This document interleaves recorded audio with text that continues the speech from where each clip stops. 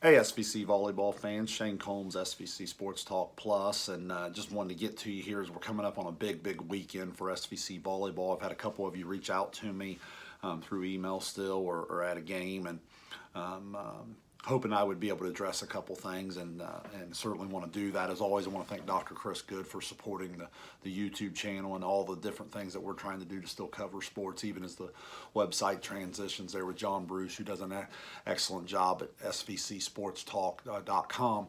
So here on SVC Sports Talk Plus this time, as we're talking volleyball, I just want to take a look at first saying a shout out to head coach of Southeastern, Lori Coker. I know took a big step today in her fight against cancer, and just what an incredible example. I mean, just toughness, you know, the ability to use prayer, the ability to love family, friends, and then obviously her commitment still to her kids there at Southeastern. Just an example for all of us as people, as coaches, and just what an amazing thing. Continued thoughts and prayers to her. And you know, speaking of Southeastern, they're one of the teams that make up half our league, playing for a district championship this weekend. And Southeastern, you leave the preview and you're not sure if that's going to be a team that can compete in the top half. And you know, what do? A couple months later, they're beating Adina and playing for a district championship. So hats off to Southeastern, the job that Coach Coker has done there.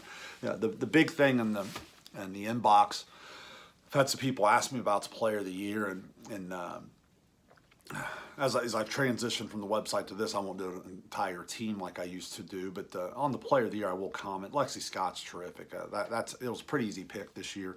I know a lot of people had statistically and some skill sets. I heard Lamberson's name from Piketon. She's terrific. I know a lot of the team success didn't follow there.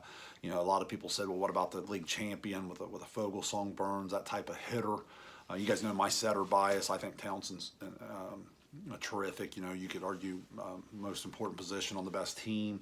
You know, I don't argue that. But when it comes to Player of the Year, especially when you consider Adina's balance with Bossert and company defensively, I think Lexi's an easy pick here. I really do. She's incredible. She's long. She's athletic. She's strong.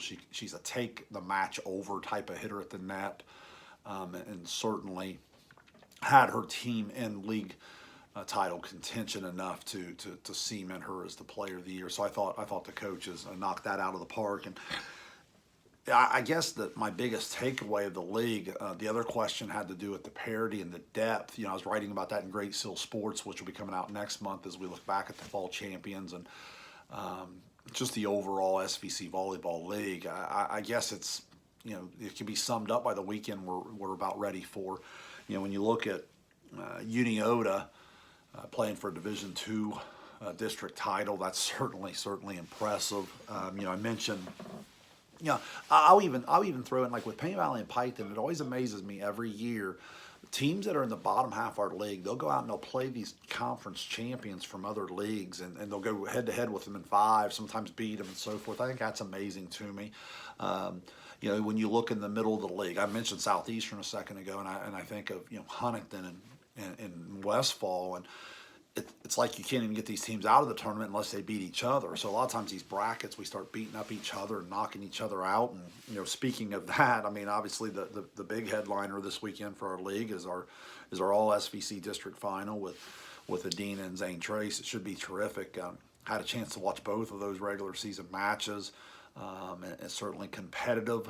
There's just certain rotations that if Zane Trace can figure out and they can just survive them, you know, they've more than proven they can go head to head there. So I think that's gonna be a good one. So you know, look, we certainly have an opportunity in our league to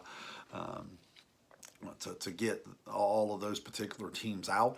Even though this is volleyball, I will go ahead and announce before I step away here that Friday night football, we will be calling the Paint Valley Huntington football game. It'll be on the Paint Valley YouTube channel. It's all over social media. We'll get that link out, but I'm excited to be able to do that. I know we got a lot of other media people covering some of the other SVC teams. Good luck to them as well. But between Friday night football and Saturday volleyball, not to mention all the cross country and some of those kids competing as well, it's a lot of fun to follow. I know we still have some soccer teams. by the time this comes out, I don't know if they'll still be in. I know they're competing at the district level, but best of luck to all of our fall athletes continue to go. So again, thank you, Dr. Chris Good. Appreciate it. Check out the YouTube channel here. We'll have some football coverage coming up as well, and then we'll try to get some of our fall athletes interviewed and so forth, and continue to post some content. Thanks, everyone.